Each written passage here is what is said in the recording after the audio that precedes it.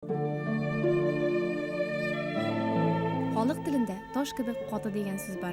Борынгы рәсем һәм язмалар аеруча ташларда яхшы сакланган. Эпиграфик чыганаклар безгә үз чорының сулышын җиткерә. Болгар дәүләте, Алтын Урда, Казан ханлыгына караган кабер ташлары ярдәмендә ул вакытта халыкның ни белән шөгыльләнгәнен, ничек яшәгәнен белә алабыз. Татарстанның Балтач районы Шыңшеңәр авылындагы кабер ташы 15 буын турында мәгълүмат саклый. Әлеге кызыклы очракка эпиграфия экспедициясе вакытында татар галимнәре Ирек Хадиев белән Раиф Марданов юлыккан. Бу кабер ташы бигендә әүвәлге булу сәбәпле ватылган, язулары да бик авырлык белән таныла иде. Шуңа карамастан язуны укыдык һәм бик уникаль бер очракка тап булдык. 1870 елның 25 майында 75 яшендә фани дөньядан бакый дөньяга күчкән Биби Фатима Мөхәммәд Рәхим мулла кызына куелган бу ташта 15 буынлы шәҗәрә язылган. Һәр бер буынга тарих фәнендә кабул ителгәнчә 30-33 ел куеп исәпләсәк, бу кабер ташының иң тәүге буынында торучы Әбу Суфиян 14-нче гасырда яшәгән кеше булып чыга.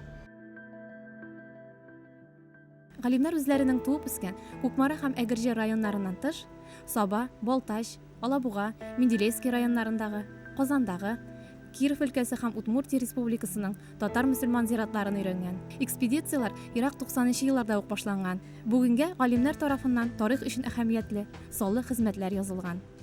Ирек Хадиев туганлык җепләре булган кешеләрнең элек-электән үк зиратларда бер үк тирәдә җирләнүен ассызыклый.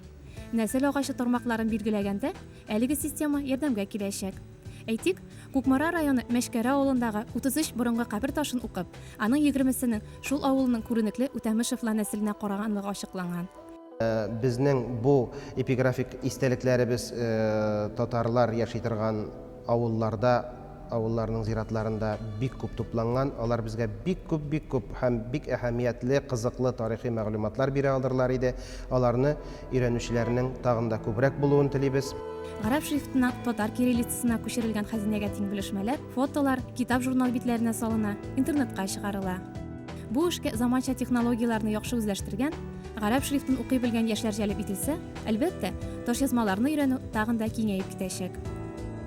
Яшь буын вәкилләре үзләре дә эпиграфик материалларны өйрәнүнең яңа ысулларын тәкъдим итә. Әйтик, Татарстан тамашачысына таныш опера җырчысы Владимир Васильев нәсел-нәсебен өйрәнгәндә зират схемаларын ясап калдыру яклы. Таш булса да, ул мүкләнә. Ташсыз каберләр җир белән тигезләнә. Кабер урыннары, анда кем җирләнгәне электрон форматта күрсәтелсә, киләчәк буыннарга шактый әһәмиятле хәзинә калдырыр идек без.